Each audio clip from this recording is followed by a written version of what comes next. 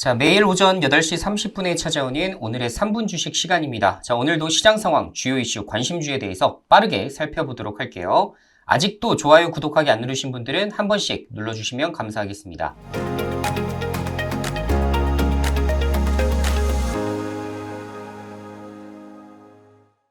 자, 미국 시장입니다. 다우지수가 1.7% 상승, 나스닥 지수가 1.7% 똑같이 상승했네요. 자, 제가 지난주에도 말씀을 드렸지만 나스닥 지수가 3주 연속 빠지는 것이 흔치 않은 일이다라고 말씀을 드렸었고, 자, 그렇기 때문에 이번 주 시장은 기대를 해보셔도 좋다 말씀을 드렸죠. 결국 시장이 통계적으로 움직이는 모습입니다.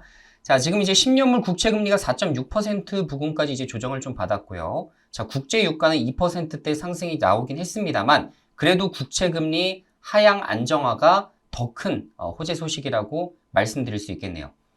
자, 테슬라가 6%나 급등을 했습니다. 자, 그동안 또 테슬라 관련된 여러 가지 악재 소식들이 많이 나타났는데, 이후에 오늘부터 또 6% 급등이 나오게 되면서 전기차 관련된 종목들 국내에서 관련주들도 좀 유심 있게 보셔야 될 것 같고요. 자, 우리나라 같은 경우에도 어제만 하더라도 2차 전지 관련된 종목들이 10% 넘게 폭등을 했습니다. 자, 그러면서 코스닥 지수가 4% 넘게 올라왔는데, 자, 결론적으로 오늘 테슬라의 급등으로 인해서 다시 한번 재차 상승할 가능성이 매우 높아졌네요. 자, 그리고 우리가 반도체 때문에 보고 있는 추적 중인 엔비디아 종목도 마찬가지입니다. 2%대 상승이 좀 나와줬고요.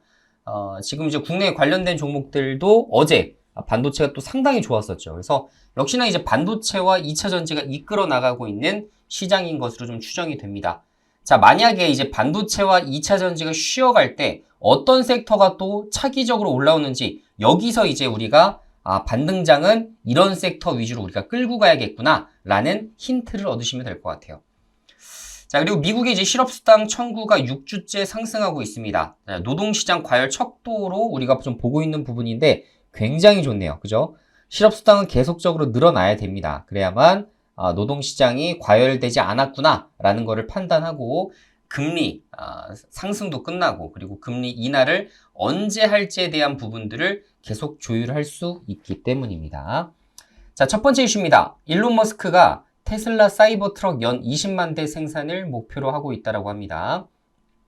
자, 여기 보시다시피 테슬라 사이버 트럭 관련해서 한 번이라도 부각됐었던 테마주들을 보면 오디텍, CTR 모빌리티, 명신산업, 옵트론텍, LNF 이런 것들이 항상 올라왔었고요. 자, 그리고 자율주행 쪽도 일론 머스크가 오늘 강조를 하면서 또 사실상 테슬라 급등이 야기가 된 것이기 때문에 완전 자율주행 시대를 위해서 필요한 카메라 모듈 쪽 퓨런티어, 모바일 어플, 라이콤 이런 것들도 부각될 수 있을 것 같습니다. 그래서 진짜 지금 차트적으로 좀 만들어 놓은 종목들이 좀 있기 때문에 한번 체크 쭉 한번 해보시기 바라겠습니다.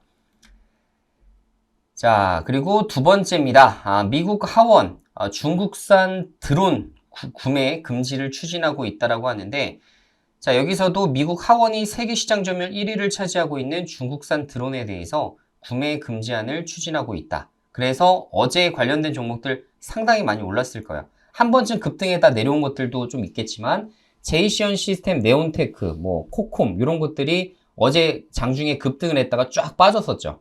자, 이후에 결론적으로는 여기서 보이다시피 중국산 드론의 미국 정부 구매를 금지하는 법안을 지금 제출할 예정이고, 이런 부분이 또 이제 승인이 되게 되면 어떻게 되겠습니까?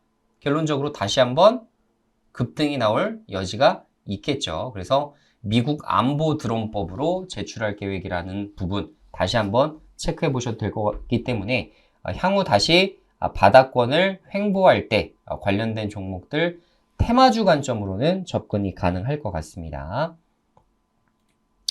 자, 그리고 마지막으로 삼성 웨어러블 로봇 보핏 실물 첫 확인, 내년 상반기 출시. 자, 이게 단독 뉴스라서 사실 맞을지 아닐지 모르겠는데, 어제 장 마치고 나서 시간 외에 움직일 때 이 파이낸셜에서 이 보핏이 내년 상반기에 출시되는 것으로 확인됐다라는 단독 출시 뉴스를 내보냈어요.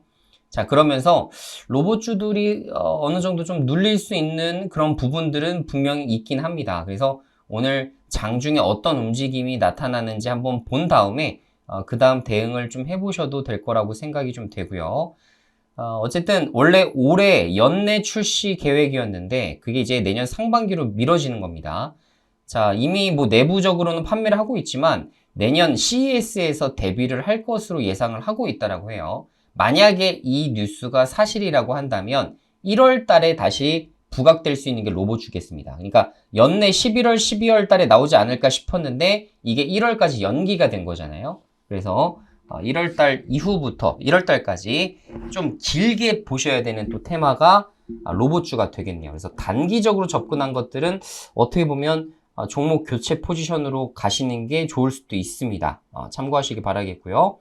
자, 결론적으로 레인보우 로보틱스, 두산 로보틱스, 유일 로보틱스, 이렌시스 등등 관련된 좀 대장주들을 보시면 좋을 것 같고, 감속기도 뭐 물론 굉장히 부각될 수는 있겠습니다만 뭐 SBB테크, SPG 정도만 보면 되겠죠.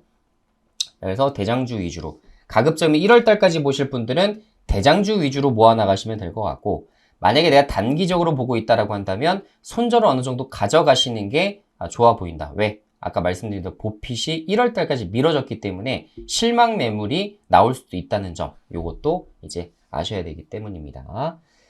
자, 오늘 간단하게 이슈 3가지에 대해서 좀 체크를 좀 해봤고요. 시장 상황이 그 어느 때보다 다시 또 밝아지는 분위기가 나타나고 있기 때문에 제가 말씀드린 대로 급락장, 급등장에 따라서 여러분들 심리가 변화돼서는 안 됩니다. 그냥 그대로예요, 그대로.